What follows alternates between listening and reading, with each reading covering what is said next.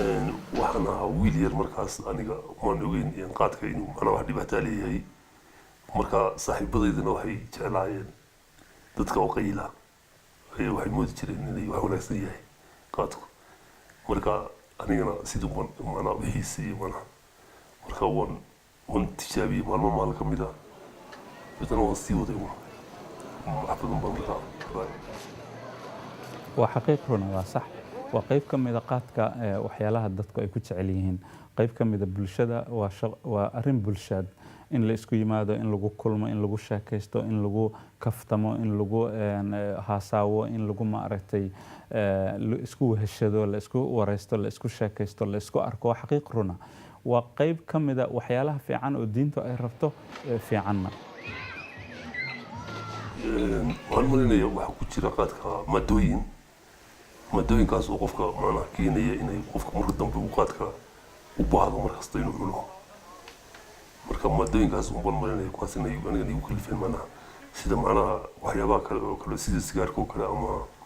waxyaabaha kale oo qofku uu faasna garo ama uu barto in baan bartay anigana marka hore oo inta hore waxaa laga yaabaa qofku inuu farxaa inuu shaqo badan oo activity-giisa u bato inuu dareemo in qaadku uu aad iyo aad uga dhigayo qof ma garatay caafimaadkiisu aad u wanaagsan yahay wax kasta qabsan karaya qaadku waa wajiyo badan yahay taas oo uu kala mid yahay maandooriyaasha kale tusaale ahaan khamriga kuwaas oo dhinacna isweeshi bulsho leh dhinaca kalena maandooriye ka ah Faadumo Cumar waa dhakhtarad ka shaqeysa cusbitaalka jaamacadda magaalada Örebro Faadumo waxay u aragtaa muhiim in laga hadlo waxyeelada maskax iyo jidh ahaan ka soo gaaraysa qofka qayla markuu qofku cuno dhibaatooyinka caafimaad uu u geysan karo waxaa ka mid ah in uu ka dareemo xiska dhibaato ka gaarsiiyo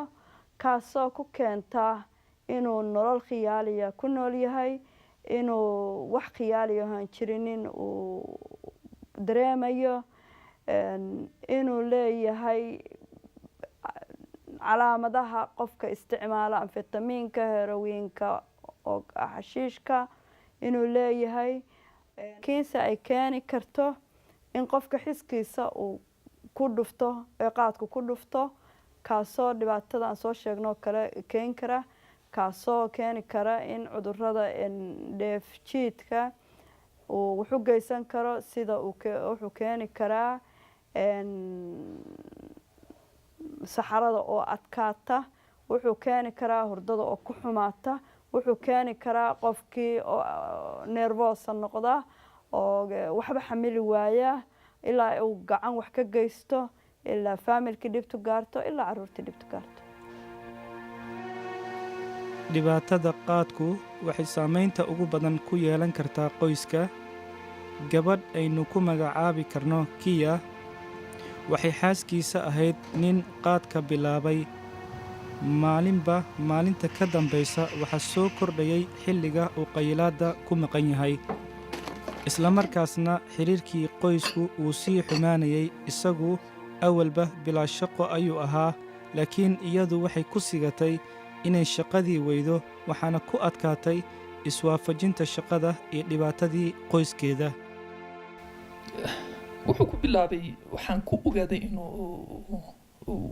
u bilaabay waxaan balwad unay tahay sababta awal waxa weeye qadada cashada galabtii markaan wada joogno wixii oo dhan waqtigiisa waan ka warhayay laakiin markay balwad noqotay meelu joogo ma ogi wuxuu imanayay maalmihii hore wuxuu ku bilaabay inuu 8 fiidnimo yimaado 9 fiidnimo yimaado telefoonada xidho kadibna aduu way sii socotay saacadii waxay noqdeen 2 3 habeenimo asxaabtiisa wac dadkii qaraabada wac ma aragteen ma maqasheen marka saasay ku bilowday inkasta oo qaadku dhinacyo wanaagsan leeyahay haddana waa maandooriye saameyn halis ah ku leh jidhka iyo maskaxda bani aadamka dhibaatadaasina waa sababta culimmada diintu u fadwoodeen in isticmaalka qaadku aanu diinta ku bannaanayn.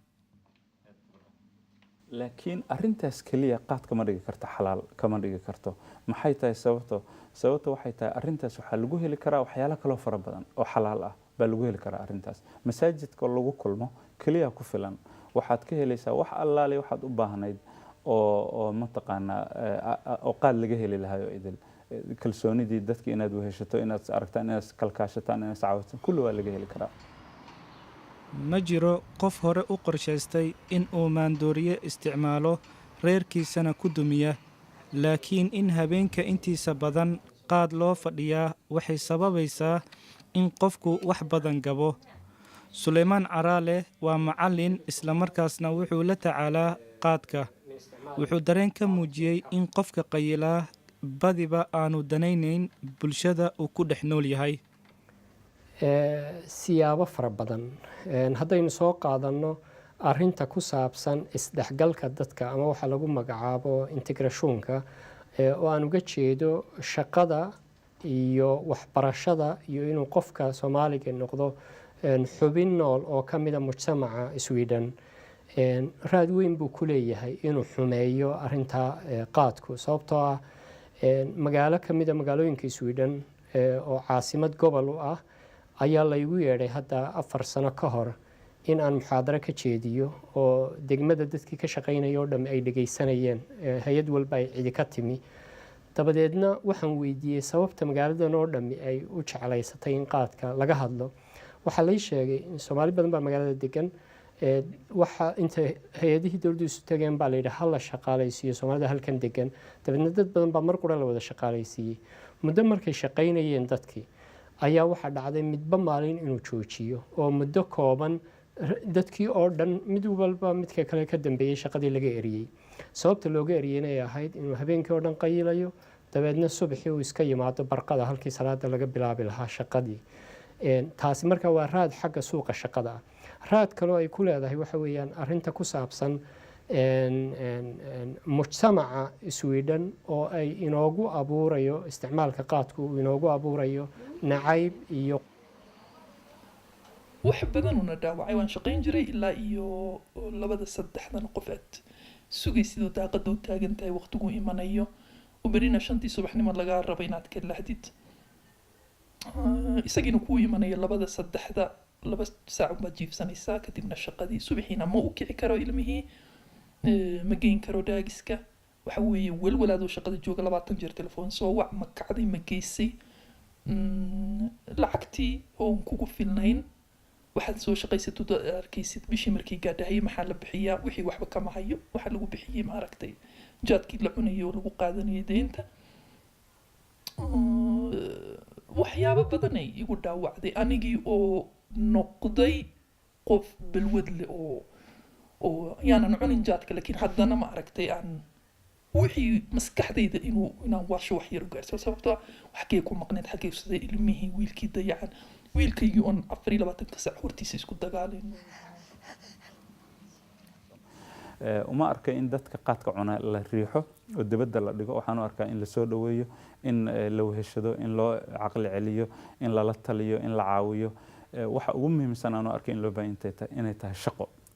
shaqo iyo meherad. dadku inay meherad yeeshaan, shaqo in loo yeelo, in ay camal helaan. waxa ugu badan qaadka cunaya waxa weeye waa aabe bilaa camala oo shaqo la'aan oo meherad la'aan oo aqalka iska fadhiya, reerkiisa aan biilan karin. waa ceeb weyn iyo fadeexo. arrinta aad weydiinaysa ee ku saabsan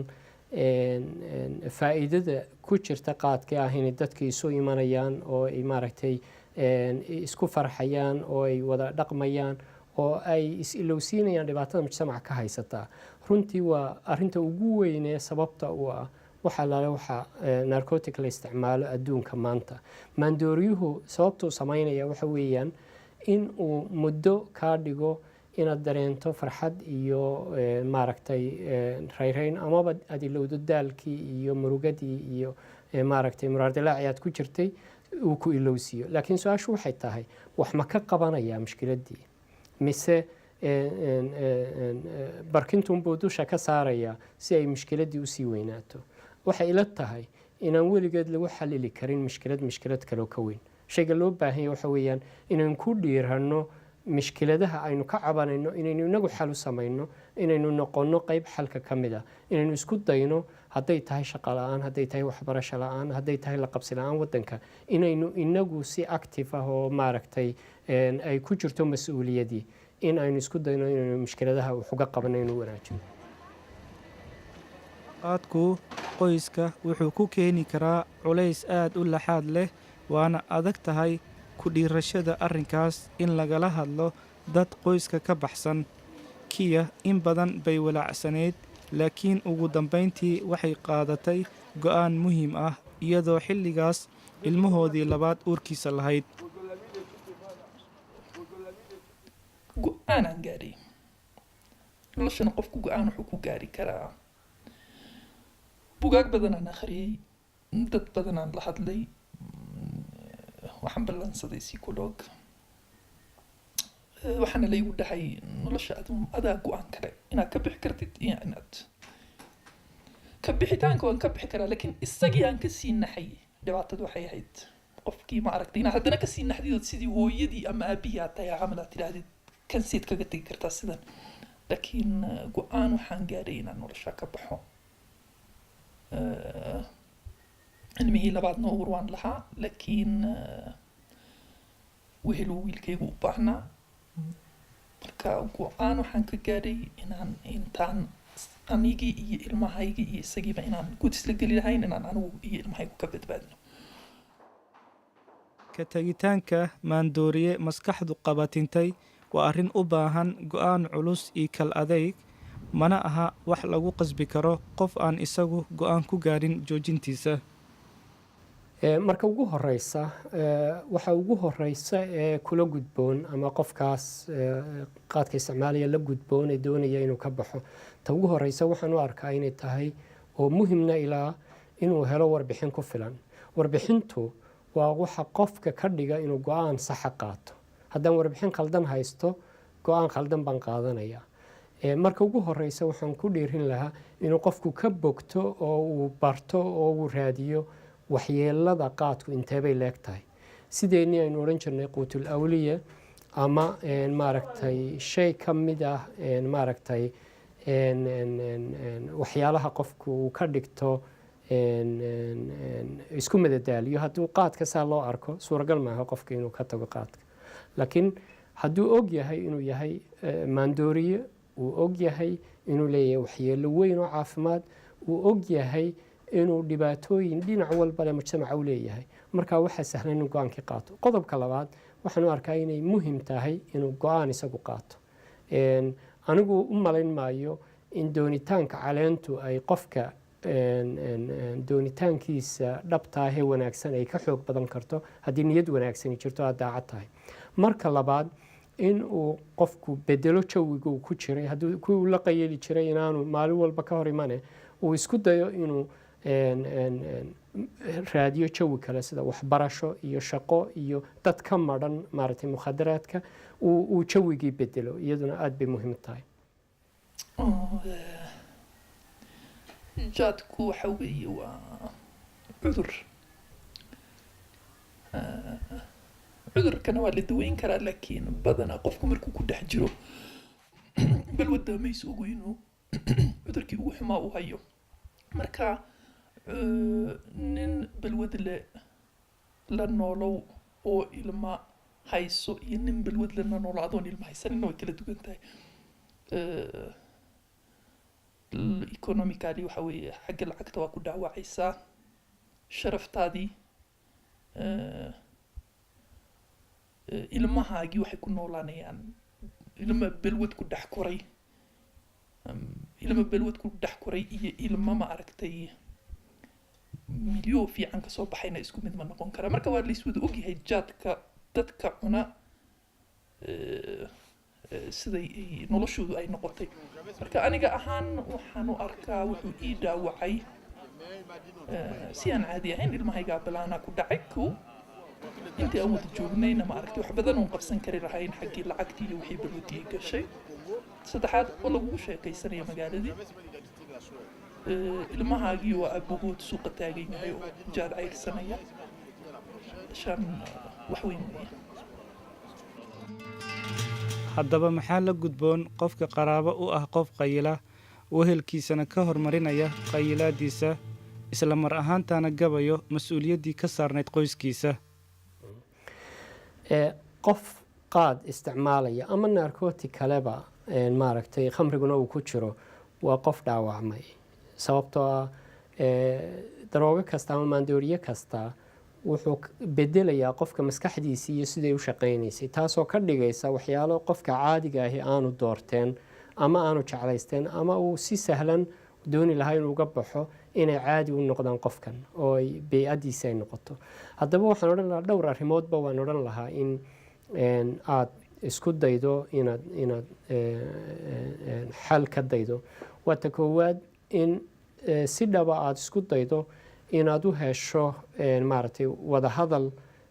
ku jirta naxariis iyo kalgacayl ay ku jirto si aad u hanato ama aada maaragtay usoo duudo ninkaaga maskaxdiisa oo aada uga saarto musiibadan uu ku sugan yahay. fara badan u baahan oo qofka in yacni maaragtay loo dabciyo la isku dayo in lala kulmo si aanu maaragtay yacni wadahadalka aad isla heshaan. haddii ay anfici weydo waxaan u arkaa inay muhiim tahay in caruurtaada aada isku daydo inaad ka badbaadiso mushkiladdaa si aanay iyaguna berrito ugu dhicin, sababtoo hadday iyaguna caruurtaasi isla mushkiladda ay bilaabaan mustaqbalka ayaa maaragtay mushkilad weyn iyaduna sii ah.